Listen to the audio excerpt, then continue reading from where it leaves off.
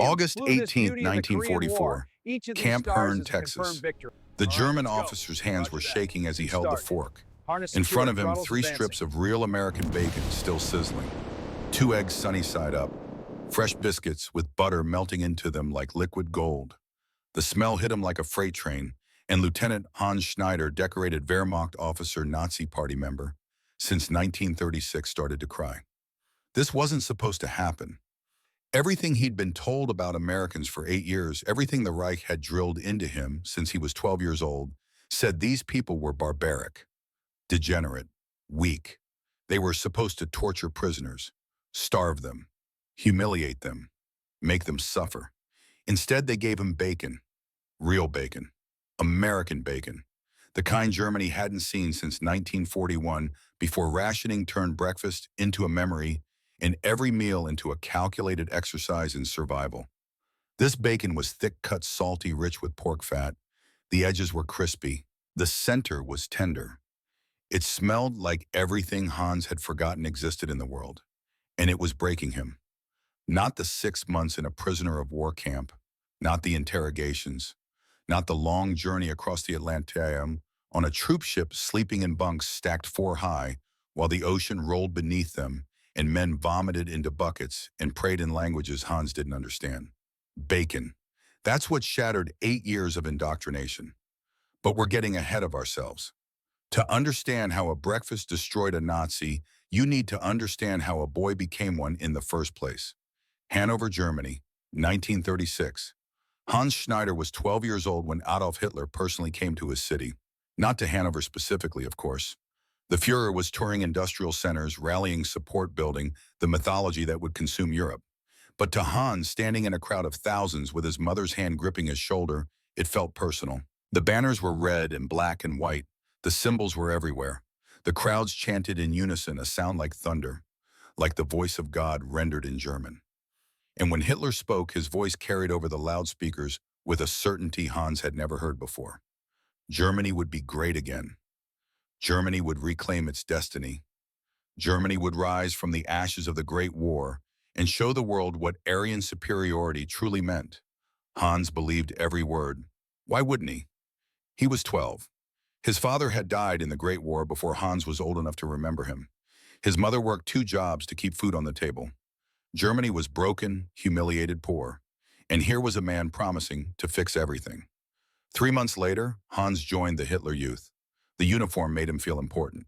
The training made him feel strong. The ideology made him feel superior. They taught him that Germans were the master race, that Jews were vermin, that Slavs were subhuman, that Americans were mongrels, mixed-race degenerates with no culture, no honor, no soul worth saving. They taught him these things in classrooms, in summer camps, in marching drills. They taught him with songs and speeches and films that showed American cities as cesspools of crime and poverty. They taught him with maps that showed Germany's rightful place at the center of Europe, surrounded by lesser peoples who existed only to serve or be conquered. Hans learned, Hans believed, Hans became exactly what they wanted him to become. By 1939, when Germany invaded Poland, Hans was 15 and eager to fight. Too young but eager. He watched the newsreels showing German tanks rolling through Polish villages, showing the swift victory, showing the world that Germany was strong again. Unstoppable. Destined. By 1941, Hans was 17 and lying about his age to join the Wehrmacht. The recruiting officer knew he was lying, accepted him anyway. Germany needed soldiers. Hans needed purpose. They sent him to officer training. He excelled. Not because he was particularly smart or particularly brave, but because he believed. Belief is a powerful weapon when you're teaching young men to kill. Hans believed in the fatherland, believed in the Fuhrer, believed that everything he was doing was right and necessary and glorious. By 1943, Hans was 19 and fighting in North Africa. The desert was nothing like Germany. The heat was oppressive. The sand got everywhere. The British were better equipped than the propaganda had promised. The Africa Corps was losing slowly, inevitably, despite what the newsreels back home claimed. Hans fought anyway, followed orders, killed men he never saw clearly through the dust and distance, watched friends die when artillery landed in the wrong place at the wrong time, survived because survival is mostly luck, and Hans was lucky. until he wasn't. April 1944. Hans was captured by British forces near Tunis. The war in North Africa was over. Germany had lost, though the radio broadcast claimed, otherwise called it a strategic withdrawal, called it anything but defeat. Hans spent 2 weeks in a British POW camp. The treatment was correct, professional. They fed him adequately, gave him water, processed his paperwork. Then they loaded him on a ship with 3,000 other German prisoners and sent them west, across the Mediterranean, through the Strait of Gibraltar, out into the Atlantic where U-boats prowled, and Hans spent every night wondering if a German torpedo would kill him by accident, if he would die at the hands of his own side because war is chaos and friendly fire is just fire. 3 weeks at sea, cramped conditions, bare minimum rations. Men sick from the motion, from the fear, from the slowly dawning realization that the war was lost and they were going to sit it out in a prison camp somewhere while Germany burned. The ship arrived in New York Harbor on a Tuesday. Hans saw the Statue of Liberty from the deck. That massive copper woman holding her torch high, welcoming the tired and poor and huddled masses yearning to breathe free. The irony wasn't lost on him. He was tired.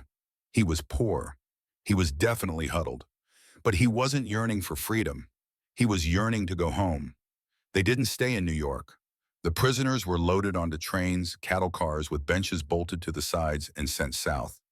Through states Hans had only heard about in propaganda films: Pennsylvania, Maryland, Virginia, the Carolinas, Georgia. Mile after mile of American countryside that looked nothing like the newsreels had promised. It looked prosperous. The farms were large and well-maintained. The towns they passed through had electric lights and paved roads. The people didn't look degenerate or weak. They looked normal, working, living, going about their business while somewhere across the ocean, their sons were killing Hans's countrymen. This disturbed Hans more than he wanted to admit. After 4 days on that train, they arrived in Texas. Camp Hearn sat in the middle of nowhere. Flat land as far as the eye could see. Sky bigger than any sky Hans had seen in Europe. Heat that made North Africa feel temperate. 4,000 German prisoners of war surrounded by barbed wire and guard towers, and the absolute certainty that escape was impossible because where would you even go? Mexico was hundreds of miles south. The nearest town was small and suspicious. You were a German soldier in the middle of Texas. You stuck out. So Hans stayed. The camp was better than it should have been. Wooden barracks with real bunks, not dirt floors and straw. Latrines with plumbing. A mess hall that served adequate food on metal trays. A camp store where prisoners could buy cigarettes and writing paper with the script they earned from work details. Work details. That's where it got complicated. The Geneva Convention said prisoners of war could be made to work, but they had to be paid, and the work couldn't directly support the war effort. So the Americans had worked out a system. Local farmers and ranchers desperate for labor because every able-bodied American man was in Europe or the Pacific could request prisoner workers.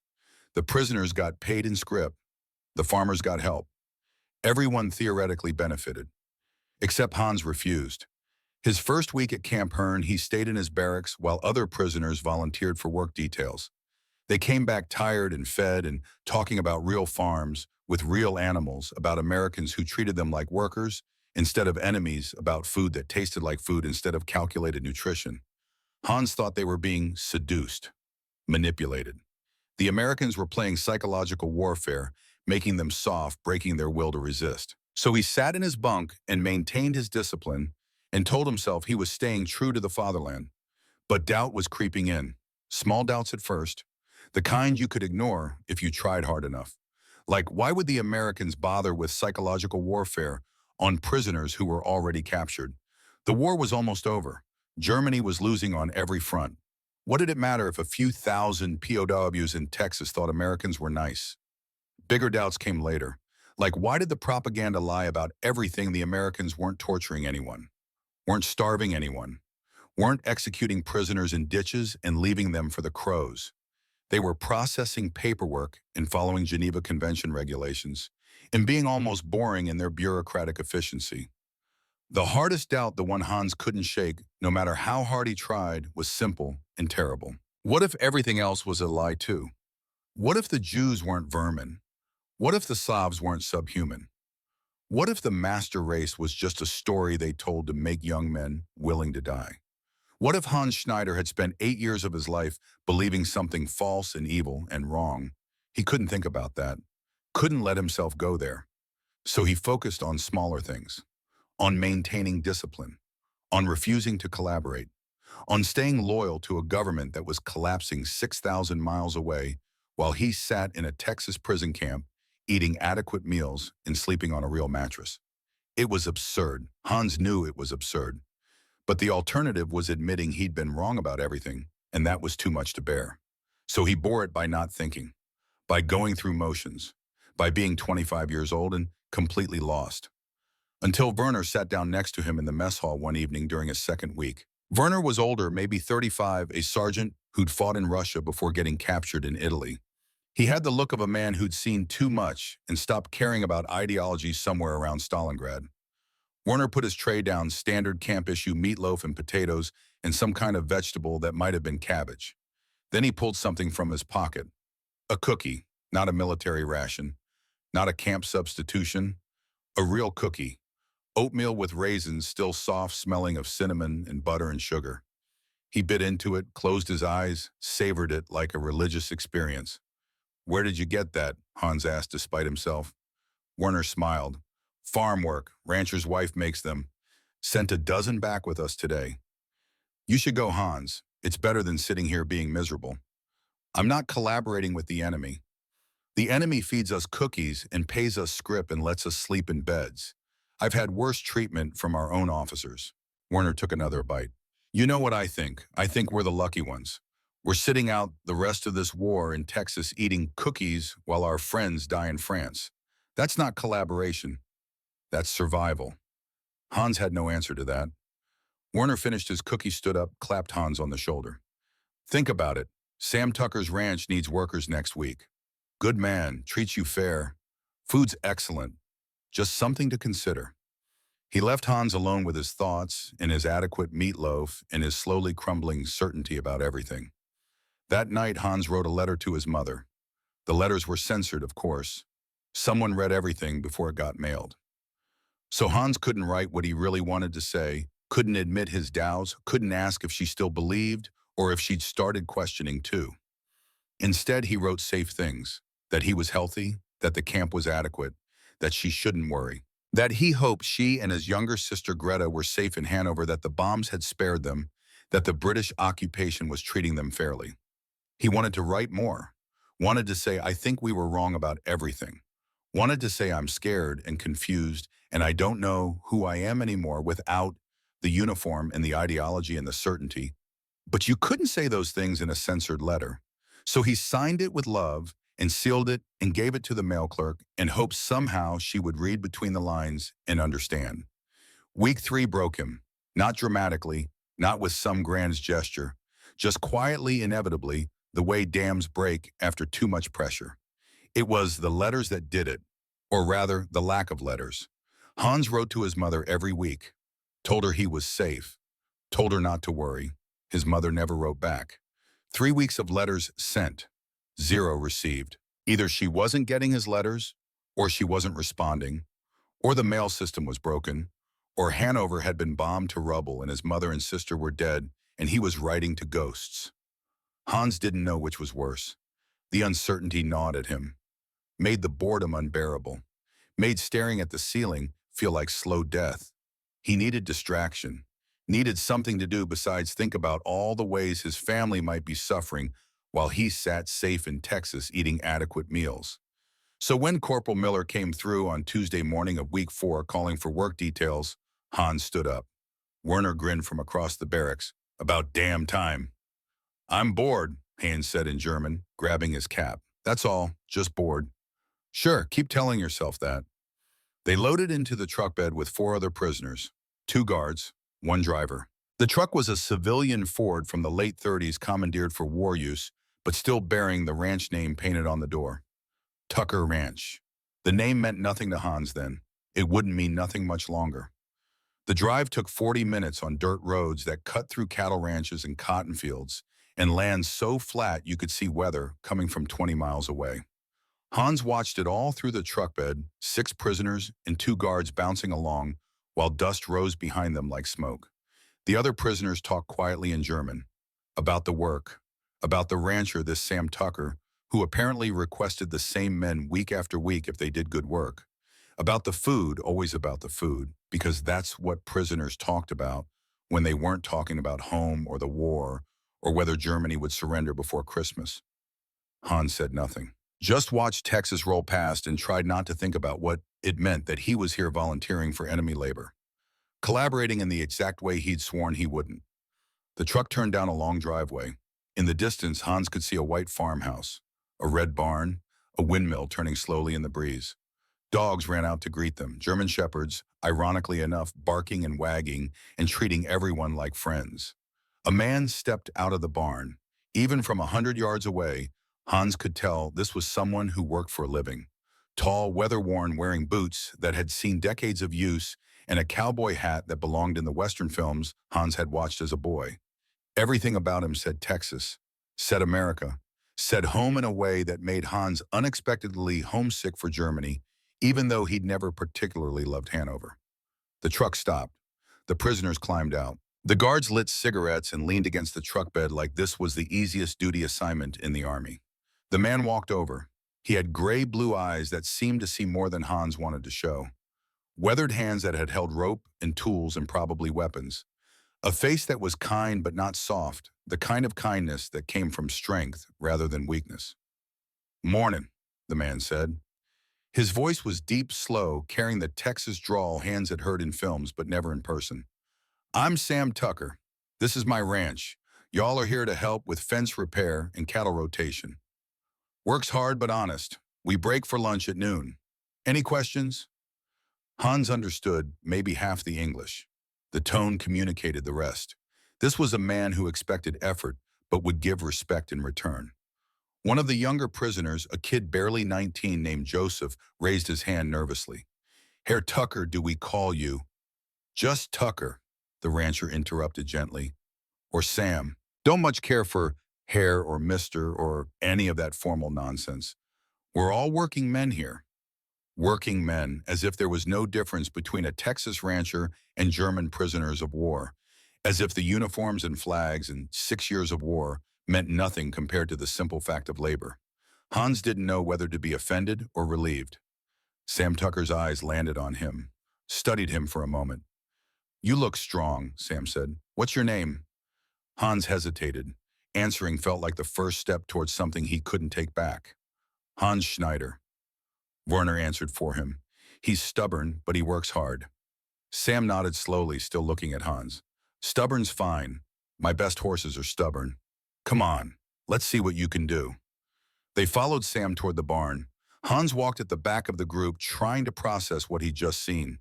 An American rancher who insisted on being called by his first name, who compared prisoners to horses without malice, just simple assessment of capability, who clearly didn't care about nationality or ideology, only whether you could do the work. It was the most American thing Hans had ever experienced. This casual equality, this assumption that all men were just men, that hierarchy was something you earned through competence rather than birth or race or political party. The Nazis had taught Hans that this kind of thinking was weak, degenerate, the erosion of natural order. But standing in Sam Tucker's barnyard, watching this confident, competent man who clearly knew exactly who he was and what he stood for, Hans couldn't make himself believe that anymore. Maybe equality wasn't weakness. Maybe the lies went deeper than he'd thought. Hans picked up a fence post and got to work. He didn't know it yet, but this was the beginning. In the days ahead, a breakfast would finish what this moment had begun. But the crack had already formed. The first doubt had taken root. And once you started questioning one lie, all the others became suspect. The Nazi in Hans Schneider was dying. The man was starting to emerge. And Texas summer heat would finish the transformation that North African combat couldn't start. The work came naturally to Hans, and that surprised him more than it should have. Fence repair meant driving new posts into Texas soil that looked soft but turned hard 2 inches down. It meant stretching barbed wire tight without snapping it, wearing leather gloves that were too big but necessary unless you wanted your hands shredded. It meant understanding tension and leverage, and the simple physics of keeping cattle where they belonged. Hans had done this before. Not in Texas, not with barbed wire exactly, but his uncle's horse farm outside Hanover had taught him the principles. Good fences required patience and precision. You couldn't rush it, couldn't cut corners. Either the fence held or it didn't, and cattle had a way of finding every weakness. Sam Tucker worked alongside them, and that was the first surprise of many. German officers didn't work manual labor with enlisted men. It simply wasn't done. Rank created distance, and distance created authority, and authority was how you maintained discipline. But here was this rancher owner of 2,000 acres, according to Werner, sweating in the Texas sun next to prisoners of war, like hierarchy was something he'd never heard of. He showed Hans the proper technique for twisting wire, demonstrated how to brace the posts so they wouldn't lean after the first strong wind, explained in slow, clear English that assumed Hans was intelligent enough to understand even if his vocabulary was limited. "You've done this before," Sam said around mid-morning. It wasn't a question. Hans nodded, hammering a post deeper into the ground. "Farm or ranch?" "Farm. Uncle's place. Horses. Good animals, horses." Sam straightened, wiped his forehead with a handkerchief that had seen better days. "Honest. You treat them right, they treat you right. Can't say that about people most times, but horses are simple that way." The implication hung between them. People were complicated. People lied. People started wars over ideas and flags, while horses just wanted food and water and someone who didn't beat them. They worked in silence after that, but it was comfortable silence, the kind that came from shared labor rather than shared language. Hans found himself settling into a rhythm. Hammer, brace, check, move to the next post. The sun climbed higher. The heat became oppressive. Sweat soaked through his shirt. His hands blistered even through the gloves. It felt good. It felt like purpose without ideology, like contributing something real and tangible instead of fighting for abstract concepts that seemed increasingly hollow the longer he sat in this Texas prison camp. At noon, a figure appeared from the direction of the farmhouse. "That's Martha," Werner said quietly, wiping his face. "Tucker's wife. Wait until you see what she brings." Martha Tucker was 50-something, gray hair pulled back in a practical bun, wearing a simple dress and an apron that had flour stains. She walked with the confidence of a woman who knew exactly who she was and felt no need to apologize for it. In her hands, a large basket and a pitcher. As she got closer, Hans smelled something that made his chest tighten with unexpected emotion. Fresh bread. Real bread. The kind made with actual wheat flour and real yeast and butter. Not the ersatz bread Germany had been eating since rationing started. Not sawdust and potato flour stretched to feed an army. This was bread like his grandmother used to make when Hans was small and the world was simple and Germany wasn't trying to conquer Europe. "Afternoon, boys," Martha said, setting the basket on the tailgate of a nearby truck. "Y'all must be hungry after working in this heat." "I made sandwiches." She unwrapped cloth coverings. Inside, sandwiches thick with meat and cheese and vegetables. Hans could see tomatoes red and fresh, lettuce green and crisp, something white and creamy between the bread slices. "Ham and cheese," Martha announced, handing them out. "Real mayonnaise, not that awful salad dressing they try to pass off. Milk to drink, it's cold from the icebox. Help yourselves." The other prisoners took sandwiches, immediately murmuring thanks in broken English. Hans hung back uncertain. "You too, son," Martha said, looking directly at him. "I made plenty. No sense letting good food go to waste." Son. She called him son. This American woman whose country was at war with his whose sons might be fighting Germans at this very moment, called him son like it was the most natural thing in the world. Hans took a sandwich because refusing would have been rude, and his mother had raised him with manners even if the Wehrmacht had tried to train them out. The first bite was a revelation he wasn't prepared for. The bread was soft but substantial, fresh enough that it compressed under his teeth before springing back. The ham was thick-cut, salty, rich with fat and flavor. The cheese was sharp and creamy simultaneously. The mayonnaise was real, made with eggs and oil, not the synthetic substitute Germany had been using. And the tomato. God, the tomato. Fresh and ripe and sweet juice running down his chin as he bit into it. Hans hadn't tasted a fresh tomato in 3 years. Hadn't even seen one. In Germany, everything went to the war effort. Fresh produce was a luxury reserved for officers and party officials.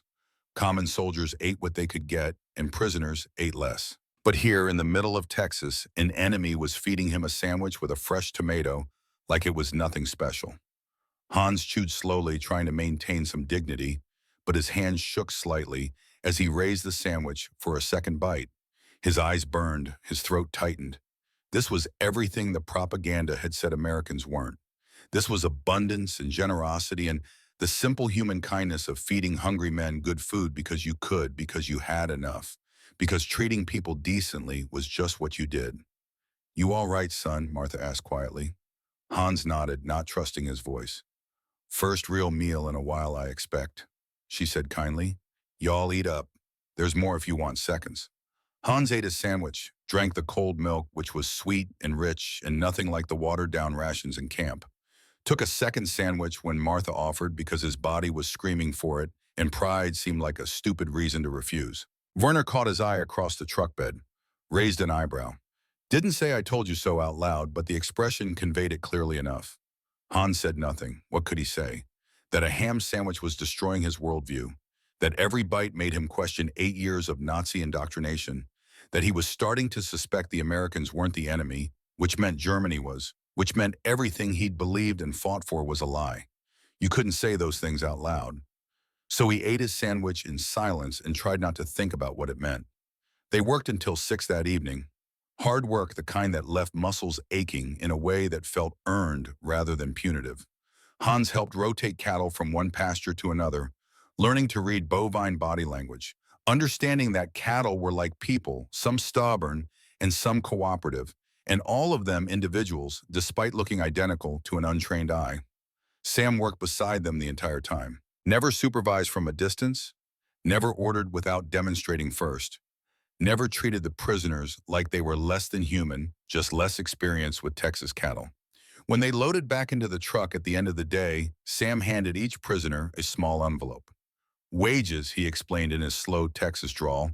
"Script, not real dollars. You can spend it at the camp canteen. Geneva Convention says I pay you for your work, so I do. Figured you might want cigarettes or writing paper or whatever makes life a little easier." Hans stared at the envelope. Inside was 50 cents in scrip, not a mummy, but the principle of it, paying enemy prisoners for their labor like they were employees rather than captives, was so fundamentally American that Hans didn't know how to process it. In Germany, forced labor was just that. Forced.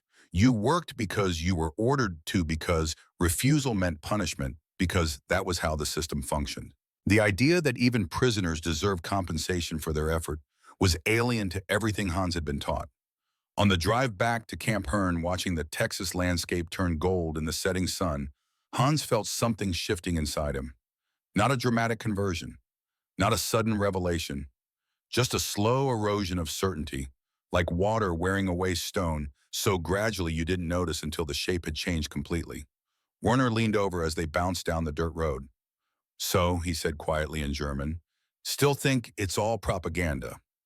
Hans looked at him, at this older soldier who'd survived Russia and Italy and probably seen things that made North Africa look like a vacation. Werner's eyes held no judgment, just a tired kind of knowing. "I don't know what to think anymore," Hans admitted. Werner smiled.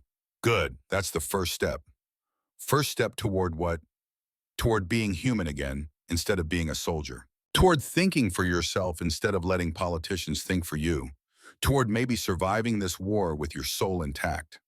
Hans wanted to argue, wanted to defend his beliefs, his training, his identity as a German officer and Nazi party member. But the words wouldn't come. They felt hollow, performative, like lines in a play he no longer believed in. So he said nothing, just watched Texas roll past and wondered who he would be when this was over.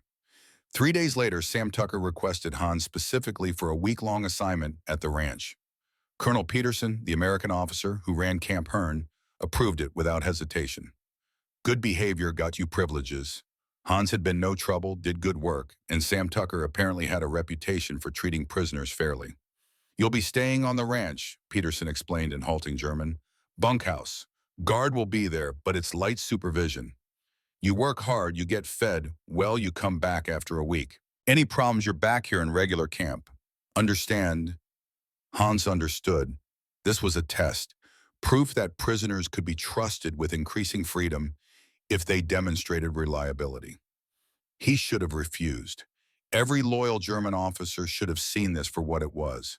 Seduction, corruption, the slow erosion of resistance through comfort and kindness. But Hans heard himself say yes.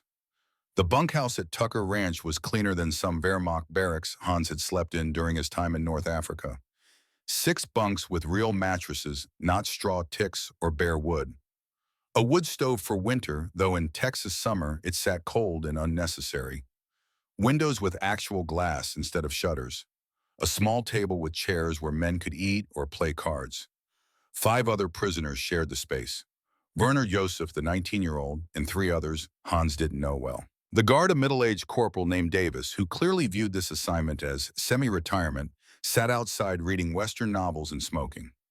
Rules are simple, Davis had explained, in the loud, slow English people use when they think volume helps comprehension. Don't leave the property, don't cause trouble, don't make me do paperwork. We all get along fine. That first evening, Martha brought dinner to the bunkhouse. Not camp rations, real dinner. Pot roast that fell apart at the touch of a fork. Carrots and potatoes soft with meat drippings. Fresh bread warm from the oven. Sweet tea that tasted like liquid sugar. After she left, the 6 prisoners sat around the table in stunned silence. Then Werner said what they were all thinking. If this is how Americans treat enemies, I don't want to know how they treat friends. The pot roast was tender. The carrots were sweet. The potatoes were creamy with real butter. Hans ate slowly, trying to memorize every flavor, knowing that someday when he was back in Germany, and this felt like a dream, he would need these memories to prove it had been real. Werner spoke quietly. Why do they do this? Feed us like we're guests instead of prisoners. Maybe they don't see us as the enemy, another prisoner offered. Maybe they see us as somebody else's sons. That's too simple. Maybe the truth is simple, Werner said, and we've been lied to about complicated things so long we forgot what simple looks like. Hans had no answer to that.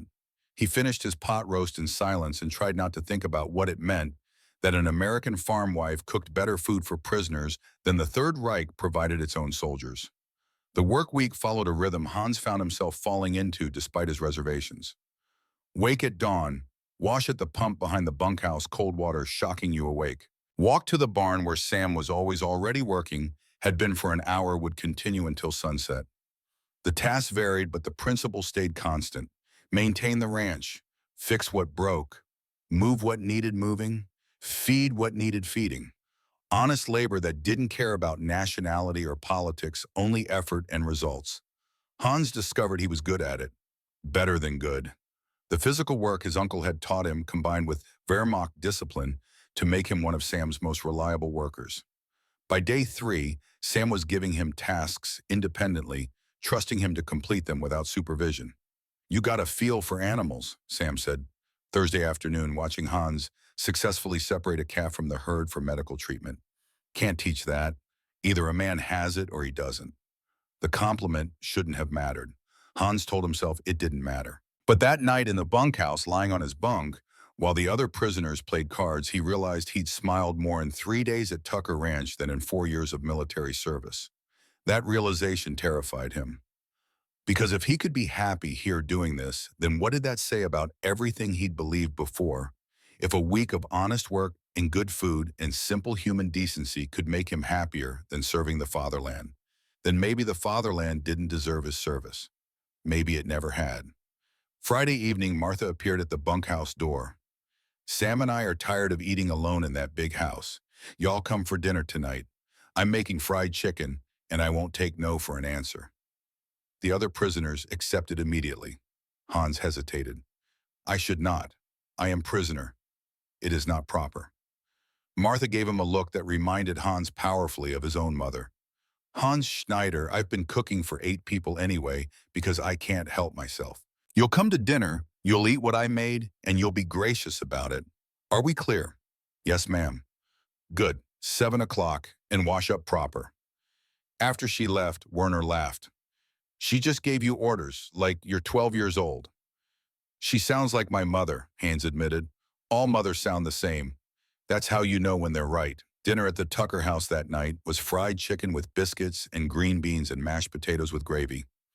They sat at a real dining table with real plates and silverware. Martha said grace, thanking God for the food and asking blessings on all soldiers wherever they were, whatever flag they fought under. Praying for German soldiers. The enemy was praying for them. Hans ate that fried chicken in silence, trying to process what it meant that these Americans saw him as human first and enemy second. That they could separate the man from the uniform, the individual from the government, the person from the politics. The Nazis had never taught him that skill. In Nazi ideology, everything was collective. Your worth came from your race, your nationality, your party membership. Individual humanity was subordinate to group identity. But here sat Sam and Martha Tucker, treating 6 German prisoners like dinner guests. And the radical individualism of it was more revolutionary than any political speech Hans had ever heard. After dinner, Hans helped clear the table despite Martha's protests. It felt wrong to be served by the people whose country he had been fighting. You don't have to do that, son, Martha said, as he carried plates to the kitchen. In Germany, guests help. It is polite. Martha smiled. Well, I appreciate the manners. Your mother taught you right. The mention of his mother made Hans's throat tighten. He wondered if she was alive, if Hanover had survived the bombing, if his sister Greta was safe. You miss her, Martha said gently. It wasn't a question. Yes. I'm sure she misses you too, but she'd be glad you're safe and fed.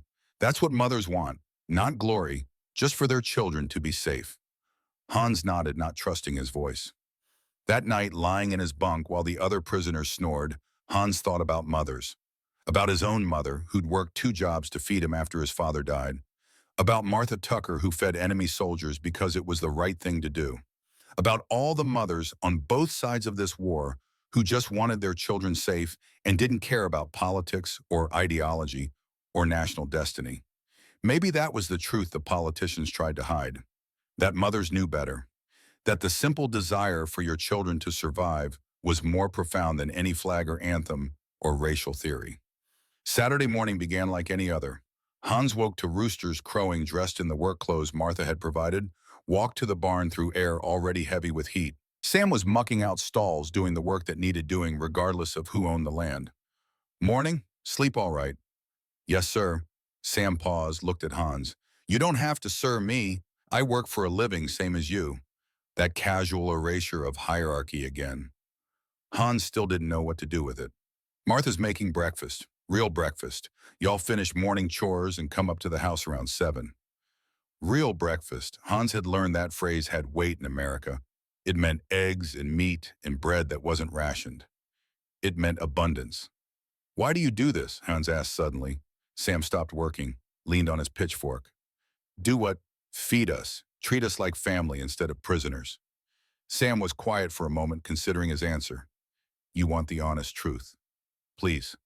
Because my boys are out there somewhere. William's in the Pacific, Robert's in France, and every night I pray that if they're hungry, someone feeds them. If they're tired, someone gives it rest. If they're scared, someone shows them kindness.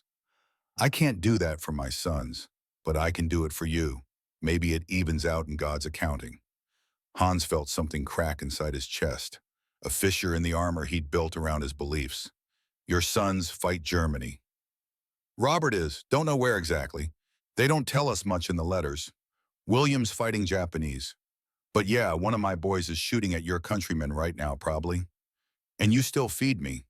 Especially because of that. Wars between governments, Hans, not between people. You didn't choose to invade Poland any more than my boys chose to land at Normandy. Y'all just got caught up in something bigger than any of us. But feeding a hungry man, that's a choice I can make. And I choose kindness every time. They worked in silence after that, but the silence felt different, heavier with meaning. Hans kept thinking about Sam's words. Wars between governments, not between people. What if that was true? What if Hans had spent 6 years fighting the wrong enemy? What if the real enemy was the men in Berlin who'd sent him to war in the first place? At 7 o'clock, 6 German prisoners walked up to the Tucker house for breakfast. The kitchen was warm with morning sun and the smell of cooking. Martha stood at the stove with 3 cast iron skillets going simultaneously. Coffee percolated on the back burner. The table was set for 8 with real plates and cloth napkins. And the smells. God in heaven, the smells. Coffee. Real coffee, not ersatz substitute. The aroma alone was worth dying for. Biscuits in the oven. Hans could hear them baking that particular sizzle of butter on hot dough. And bacon. American bacon. Thick cut and sizzling in the largest skillet, fat rendering and popping, filling the kitchen with the smell of pork and salt and smoke. A smell Hans hadn't experienced in 4 years. A smell that represented everything Germany had lost, everything America still had. Abundance. "Sit down, boys," Martha said without turning from the stove. "Food's almost ready." They sat, Hans at the end of the table, hands folded, trying to maintain composure even though his stomach was growling loud enough for everyone to hear. Martha brought coffee first, poured it hot and black and strong. Hans added sugar, real sugar, and watched it dissolve. Then she brought the food, a platter of bacon, more bacon than Hans had seen in one place since 1941. Thick strips, perfectly cooked edges, crispy and center tender. A bowl of scrambled eggs, fluffy and yellow with real butter. A basket of biscuits, steaming and perfect. Hash browns, crispy and golden. A pitcher of fresh milk. Martha set it all in the center of the table like it was nothing special. Like feeding enemy soldiers a feast was just another Saturday morning. "Y'all say grace?" she asked. They nodded. Sam bowed his head. The prisoners followed. "Lord, thank you for this food and for Martha's hands that made it. Thank you for these men around our table. Whatever uniforms they wore, they're all your children. Bless this meal. Keep all our boys safe wherever they are. Amen." "Amen," the table echoed. "Now eat before it gets cold." For a moment, nobody moved. 6 German prisoners stared at American breakfast like it might vanish. Then Joseph reached for bacon with trembling hands. The rest followed. Hans put 3 strips on his plate, 2 eggs, 2 biscuits, hash browns. He picked up his fork and knife, real silverware that caught the morning light. He cut a piece of bacon, lifted it to his mouth, tasted it. It wasn't just the flavor, though, God, the flavor. Salty and smoky and rich with pork fat, the char on the edges adding complexity, the chew of it substantial and real. It was everything the propaganda had said American food wasn't. It wasn't bland or processed or fake. It was the opposite of fake. It was the most real thing Hans had tasted in 4 years. But more than that, more than the taste, was what the bacon represented. Abundance. America had so much food they could feed prisoners bacon. Real bacon. Good bacon. Generosity. No one forced the Tuckers to do this. But here was Martha frying bacon in her own kitchen, using her own rations, treating enemies like guests, humanity. The Reich had taught Hans that Americans were degenerate, materialistic, weak.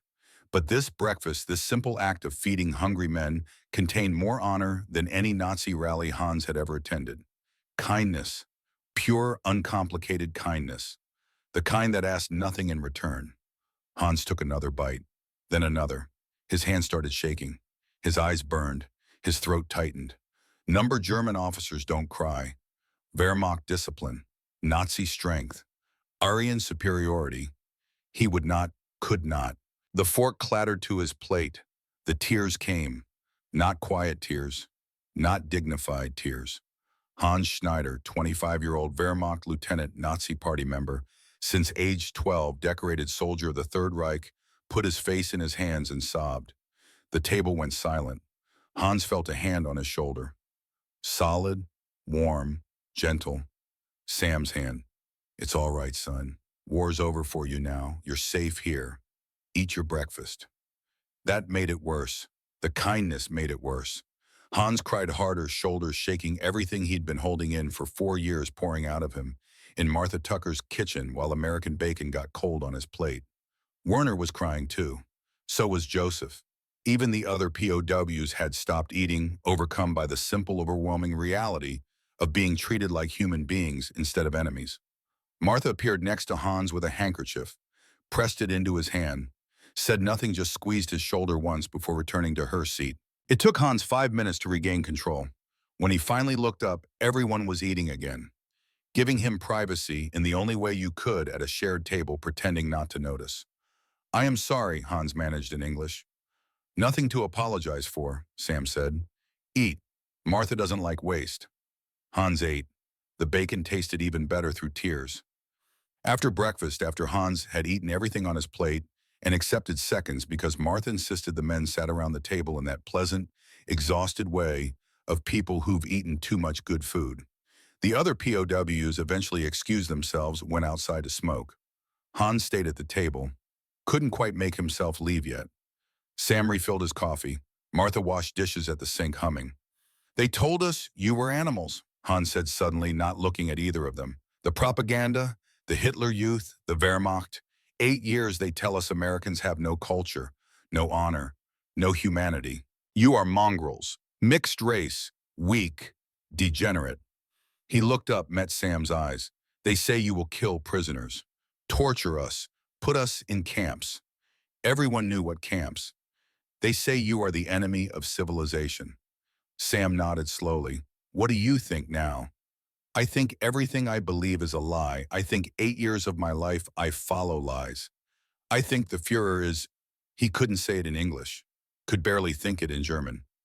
I think I am very stupid. Not stupid, Martha said from the sink. Lied to. There's a difference. Is there? Yes, stupid is knowing the truth and choosing the lie. You didn't know. How could you? You were 12 when they started telling you these things. 12-year-olds believe what adults tell them. That's not stupidity. That's childhood. But I am not 12 now. I am 25. I should know better. How? Sam asked. If everyone you trust tells you the same lie, if all the newspapers print it, if your teachers teach it, if your government enforces it, how would you know better?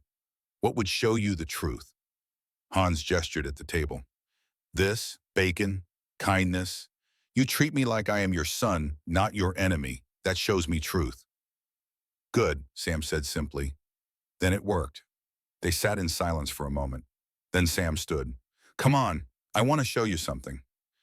He led Hans outside to a small family cemetery behind the house. A dozen headstones, some very old. Sam stopped at 2 newer markers. My father, my uncle, both fought in the Great War. Both came home, but the war never left them. My father drank himself to death by 1935. My uncle ate a shotgun barrel in 1937. Sam looked at Hans. I sent 2 boys to this war. I'm praying every day they come home. But I know that even if their bodies come back, part of them will stay over there. Same as part of you will always be in North Africa. He put a hand on Hans's shoulder. That's why I feed you, Hans. Because I hope someone over there is feeding my boys. Because I hope someone over there is showing them that the enemy is just scared young men in different uniforms. Because maybe, just maybe, if enough of us choose kindness over hate, fewer fathers will bury sons who survived the war but couldn't survive the peace. Hans understood every word. And for the first time since joining Hitler Youth at age 12, he understood what actual moral clarity looked like. Not propaganda, not slogans, not racial superiority or national destiny, just the golden rule weaponized against hatred. Treat others as you want others to treat your sons. Simple, devastating, true. The week ended too soon. On Sunday evening, Hans packed his few belongings and prepared to return to Camp Hearn. Martha gave him a small package wrapped in cloth, biscuits for the road, and my recipe written out for after the war when you go home. Hans looked at the recipe card. Flour, buttermilk, large salt. Simple ingredients that had changed his life. I will make these someday. I will remember you. You better, Martha said and hugged him. Actually hugged him. An enemy soldier, a Nazi, a man whose countrymen had killed how many Americans? She hugged him anyway. On the drive back to camp, Hans was quiet. The other prisoners chattered about the week, about the food, about how they'd volunteer again. Hans just held Martha's recipe and thought about everything that had broken inside him. The Nazi was dead. The question was, who would Hans Schneider be now? Camp Hearn felt different when Hans returned. The barracks were the same. The guards were the same. The adequate meals were the same. But Hans had changed, and that changed everything. He noticed things he'd ignored before. The way some prisoners organized underground Nazi meetings in the latrines. The way Hauptmann Klaus Becker, an SS officer who'd been captured in Tunisia, ran a shadow command structure based on party loyalty. The way certain prisoners who'd been too friendly with Americans developed mysterious bruises. Werner noticed Hans noticing. "Careful," Werner said quietly one evening. "Becker's people are watching you. They know you spent a week at Tucker Ranch. They're deciding if you're a traitor. I don't care what they think. You should." Becker had a man beaten unconscious last month for teaching English to some of the younger prisoners. Said it was collaboration. Hans had heard rumors about this, about prisoners who disappeared into the night, found in the morning with broken ribs and warnings to remember their duty to the fatherland. He'd always assumed the stories were exaggerated. Now he wasn't sure. 2 days after his return, Becker himself approached Hans in the mess hall. Klaus Becker was 32, tall, blonde, exactly what Nazi propaganda posters looked like. He'd been SS before the war, an early party member, a true believer in the racial ideology that Hans was starting to recognize as poisonous fantasy. Schneider to Becker said, sitting down across from him, "I hear you've been working for the Americans. Geneva Convention allows it." Geneva Convention is a piece of paper written by weak nations to protect weakness. We are Germans. We don't collaborate. I repaired fences and moved cattle. That's not collaboration. You ate at their table. Werner told me. You broke bread with the enemy like they were friends. Hans met Becker's eyes. They fed me better than the Wehrmacht ever did. Becker's face hardened. You forget yourself, Lieutenant. You forget who you are. No, Hans said quietly. I'm finally remembering who I am. A man, not a uniform, not a party number. A man. A German man, a superior man. There's no such thing. The mess hall got very quiet. Other prisoners stopped eating. Werner tensed, ready to intervene. Becker stood slowly by. You will come to the barracks tonight at 2200 hours. We're having a meeting. All officers are required to attend. I'm not coming to your Nazi rally. It's not a request. Then it's an order I'm refusing. Becker leaned down, voice low and dangerous. You spent 1 week eating American food, and you think you can renounce the fatherland. You think your precious Texas rancher will protect you. You're in Camp Hearn now, Schneider. And in Camp Hearn, I run things. You'll attend the meeting or you'll learn what happens to traitors. He walked away. Werner exhaled. Hans, you just made an enemy of the most dangerous man in this camp.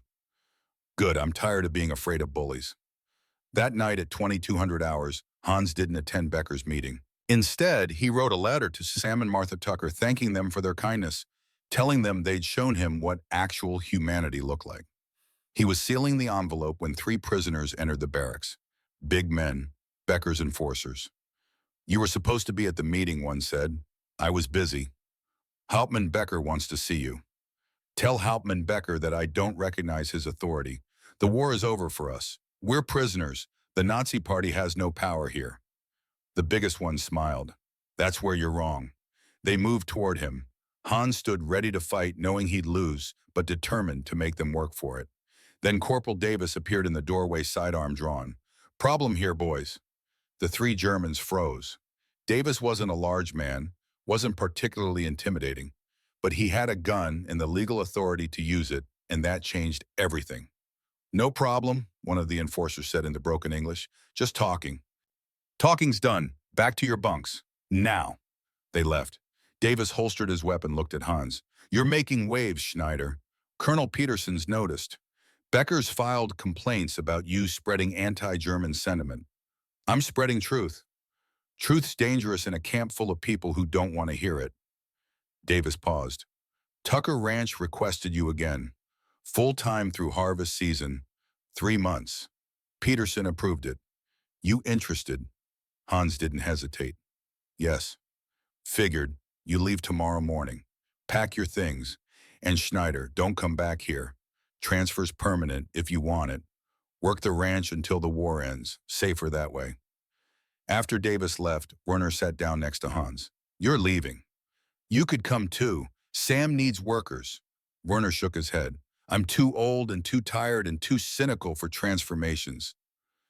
But you, Hans, you've still got a chance to be something other than what they made us. Take it. Don't look back. What about Becker? Becker's going to spend the rest of this war trying to maintain Nazi discipline in a camp full of men who just want to go home. He'll make himself miserable and take everyone near him down too, but you'll be eating Martha Tucker's cooking and remembering what being human feels like." They shook hands. It felt like goodbye to more than just a friend. It felt like goodbye to the old Heinz Schneider, the believer, the soldier, the Nazi. The next morning, Hans left Camp Hearn for the last time. The months that followed were the happiest of Hans's life.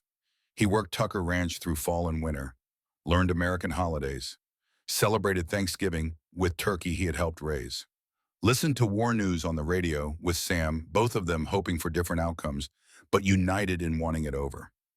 In December, Sam got a telegram. Robert had been killed in Belgium. The Battle of the Bulge. He died saving 3 other men from a German machine gun nest. Hans found Sam in the barn, holding the telegram, crying silently. "I'm sorry," Hans said. "I'm so sorry." Sam looked at him. "It's not your fault, son." "But Germans killed him. My people. The war killed him. The governments killed him. You didn't pull the trigger." Sam wiped his eyes. "Robert would have liked you. He always said the regular German soldiers were just kids following orders. Said if things had been different, you'd all be drinking beer together instead of shooting." They sat in silence for a long time. Finally, Sam said, "I fed you because I hoped someone would feed my boys. Robert's gone, but William's still out there. So I'm going to keep feeding you and every other prisoner who comes here, because that's all I can do. Keep hoping kindness matters." Hans helped Sam through his grief, worked harder, tried to be the son Sam had lost even though he knew he never could be. In April 1945, news came that Hitler had killed himself. Germany had surrendered. The war in Europe was over. Hans felt nothing but relief. Martha made a special dinner that night, not celebration exactly. Too many dead on both sides for celebration, but acknowledgement that it was finally over. "What will you do?" Sam asked Hans. "When they send you home?" "I don't know if I have a home. Hanover was bombed. I don't know if my mother and sister survived." "Then you rebuild. You take what we've given you here, this idea that enemies can become friends, and you rebuild Germany based on that instead of hate. And if I can't, then you come back here. I'll sponsor you. Legal immigration. Texas always needs good ranch hands."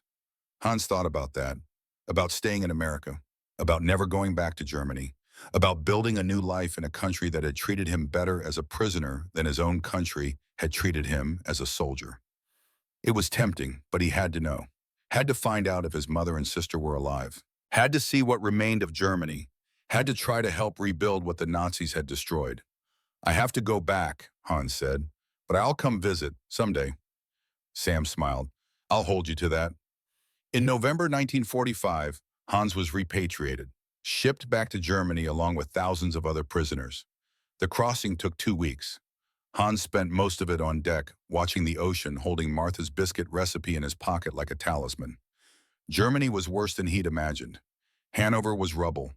Buildings he'd known since childhood were gone. Streets he'd walked were unrecognizable. Finding his family took 3 weeks of searching through displaced persons camps and Red Cross lists. His mother was alive, his sister too, living in the British zone in a refugee camp, barely surviving. When Hans found them, his mother didn't recognize him at first. He'd left at 17, skinny and full of Nazi propaganda. He'd returned at 26, broader and quieter and fundamentally changed. "Mutti," he said, "it's me, Hans."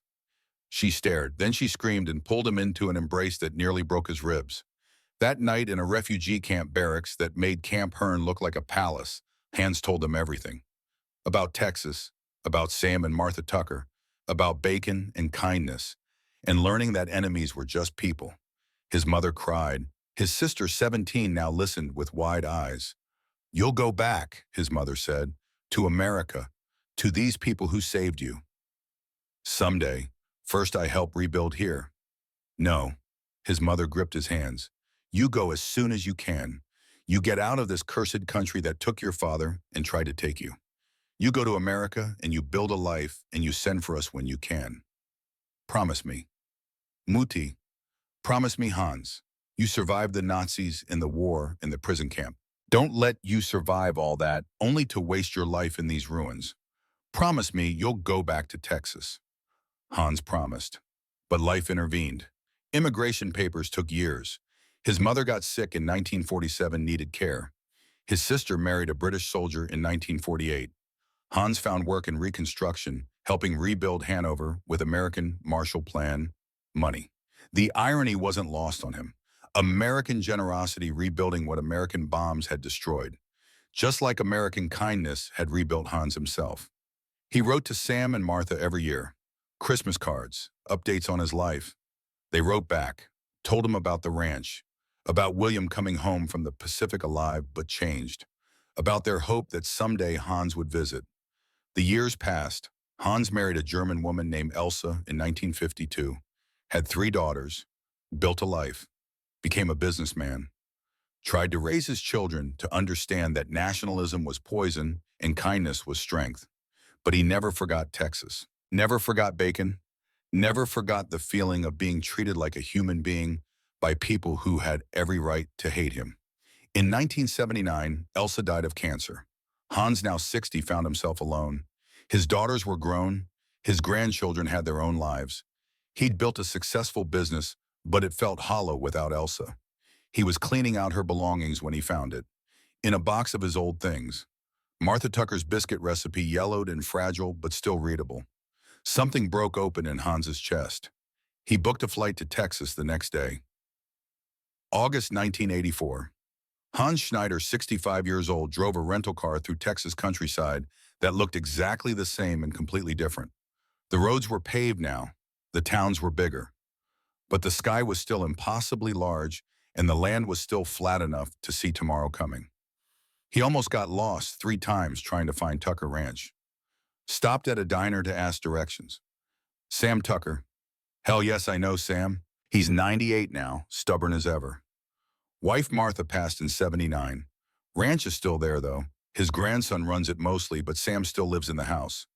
Hans's heart clenched. Martha was gone. He'd never thanked her properly, never told her what her kindness had meant. But Sam was alive. He drove the last 10 miles with hands shaking on the steering wheel. The ranch looked smaller than he remembered. The barn had been repainted. The windmill was new, but the white farmhouse was the same. Older, weathered, but unmistakably the place where Hans Schneider had learned to be human again. He parked, sat in the car for a full minute trying to breathe. Then he walked to the front door and knocked. A young man answered, maybe 30 with Sam's eyes. Can I help you? I am looking for Sam Tucker. My name is Hans Schneider. I worked here during the war. The young man's eyes widened. You're Hans, the German prisoner. Grandpa talks about you. He remembers me. Remember, you come in, Grandpa, you've got a visitor. The young man led Hans through the house to a sunroom at the back. And there, sitting in a chair with a blanket over his legs, was Sam Tucker. 98 years old, bent with age, skin like old paper, but the eyes were the same, gray-blue and clear and seeing everything. Sam stared at Hans for 10 full seconds. Then he smiled. Well, I'll be damned. You came back. Hans's vision blurred. I told you I would. 40 years, thought maybe you'd forgotten.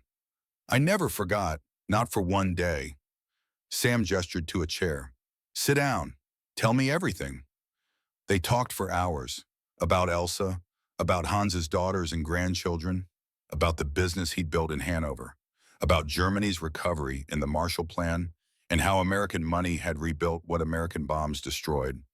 Sam told him about Martha's death, about William's family, 4 grandchildren, about Robert's grave in Belgium that Sam had visited once in 1960 and never gone back to because it hurt too much.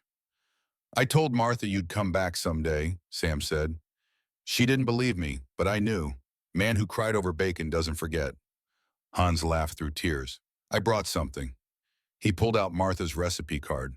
40 years old, fragile, precious. I made these in Germany for my daughters. I told them about the woman who showed me kindness when she had every reason to hate me. Sam took the card with trembling hands. She'd be happy to know that. Real happy. They sat in comfortable silence for a moment. Then Sam said, You want to see something? He led Hans slowly, painfully to the dining room. On the wall was a photograph Hans had never seen. 6 German prisoners and Sam Tucker standing by the barn. Summer 1944. Hans in the middle smiling for what might have been the first time in years. Martha took that, sent copies to the other boys too. We kept this one up all these years. Visitors ask who you are. I tell them that's the German prisoner who taught me that enemies are just people in wrong uniforms. Hans couldn't speak. Sam continued, "You helped me understand Robert's death. He died fighting Germans, but he didn't die fighting you. He died fighting the evil that made good men like you do bad things. There's a difference, Iran. I'm sorry I never met him. Me too. You'd have liked each other." That evening, Hans cooked dinner, made Martha's biscuits in her kitchen using her recipe. They weren't perfect, but Sam ate 3. "These taste like hope," Sam said. Hans stayed in Texas for a week, met Sam's family, told them stories about the war, about Camp Hearn, about learning that kindness was stronger than hate. On his last day, Sam gave him something. "Martha wanted you to have this. She wrote it in 78 years before she died. Made me promise to give it to you if you ever came back." It was a letter. Hans read it that night in his hotel room. "Dear Hans, if you're reading this, it means you came back. I'm glad. I'm probably gone by now, so I can't tell you in person what your visit meant to us. You weren't the only German prisoner we fed, but you were special because we watched you transform, watched the hate and fear leave you, watched you become who you were supposed to be before the Nazis got their hooks in you. I want you to know you owe us as much as we gave you.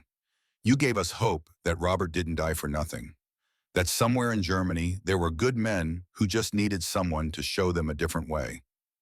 You showed us that feeding the enemy wasn't weakness. It was the strongest thing we could do. Thank you for coming to our table. Thank you for accepting our kindness. Thank you for letting us see you as our son instead of our enemy. And thank you for coming back. I knew you would. With love, Martha Tucker." Hans cried until he couldn't cry anymore. He returned to Germany, lived another 14 years, died peacefully in 1998, age 79, surrounded by his daughters. Before he died, he made one request: cremate him, scatter half his ashes in Hanover, send the other half to Texas. His daughters honored the request, contacted Sam Tucker's family. In 1998, they brought half their father's ashes to Tucker Ranch. Sam had died in 1987, age 101, but his grandson, the same young man who'd answered the door for Hans in 1984, welcomed them. They scattered Hans's ashes behind the farmhouse near the small family cemetery where Sam and Martha were buried. They added a small plaque, Hans Schneider, 1919 to 1998 German soldier. Texas friend, the man who cried over bacon.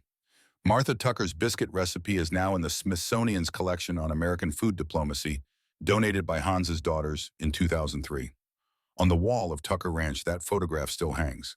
6 German prisoners and a Texas rancher. Summer 1944, all of them smiling. Proof that even in the darkest war, kindness survived. Proof that bacon can break more than bread. Proof that the simple act of feeding your enemy can change the world one breakfast at a time. That's the America Hans Schneider learned about in Texas. That's the America worth remembering. That's the America worth being.